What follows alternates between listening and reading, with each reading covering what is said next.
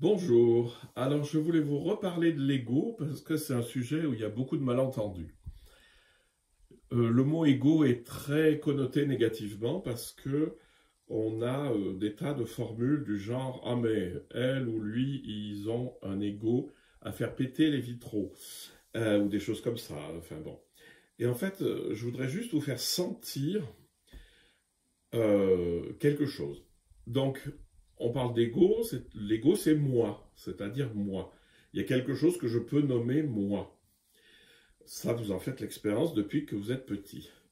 Mais dans ce que vous appelez moi, vous avez le moi qui est le fruit de toute votre histoire, de toutes vos images, et donc qui varie, qui change au cours de votre vie. Mais il y a un moi qui est central, qui observe, qui regarde, qui voit, qui est toujours votre moi, mais qui n'est pas dépendant de vos caractéristiques. Et on pourrait appeler ça le grand moi, qui en fait n'a pas changé, si vous observez bien, qui ne change pas depuis votre enfance jusqu'à votre fin.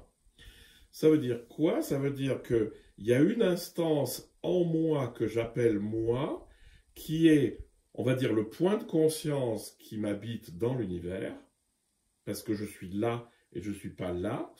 Donc là, ici, il y a un point de conscience, et si je regarde bien, ce point de conscience, il n'a jamais changé. Ce qui a changé, c'est ma vision du monde, mes réactions, mon aspect, etc. Tout ça, ça change. Donc, si on veut parler avec des choses primitives, je vais dire, le petit moi, c'est celui que j'ai aujourd'hui, avec mes conditionnements, ma forme, mon âge, mon incapacité à faire ceci ou ma capacité à faire cela. Et le grand moi, c'est celui qui ne change pas. C'est celui qui est dépouillé de tout ce qui change. Le grand moi, vous pouvez mettre un M majuscule, c'est joli. Vous retrouvez la même chose dans l'Inde, où on va parler du soi minuscule et du soi majuscule. Mais ça ne veut pas dire que ce sont deux choses différentes.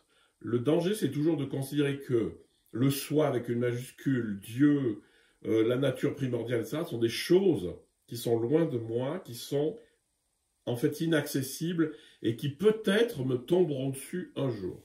C'est pas ça du tout. Il y a une continuité entre le petit moi, le grand moi, le petit soi, le grand soi. Je vais vous donner une métaphore pourrie, mais qui est peut-être claire. Vous savez, des fois en hiver, quand vous rentrez dans votre voiture, il y a de la buée sur la vitre. Eh ben, le petit moi, c'est faire un petit trou sur la vitre, là, enfin essuyer juste un petit morceau, et puis se mettre à rouler. Alors vous ne savez pas où vous allez, vous voyez des choses, et puis vous voyez autre chose, puis ça bouge, etc. Ça, c'est le petit moi. Et lorsque vous avez enlevé le reste, c'est-à-dire tout le reste de la buée à l'intérieur de la voiture, c'est-à-dire ce qui vous identifie, ou plutôt ce à quoi vous vous identifiez, une fois qu'on a nettoyé le pare-brise et les vitres, d'un seul coup, votre vision, elle est large.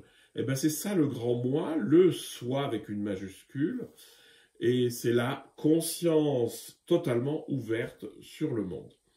Voilà, alors juste l'ego comme la chose qui dans votre vie ne change pas, qui est le témoin du monde à votre place, c'est-à-dire que je suis là.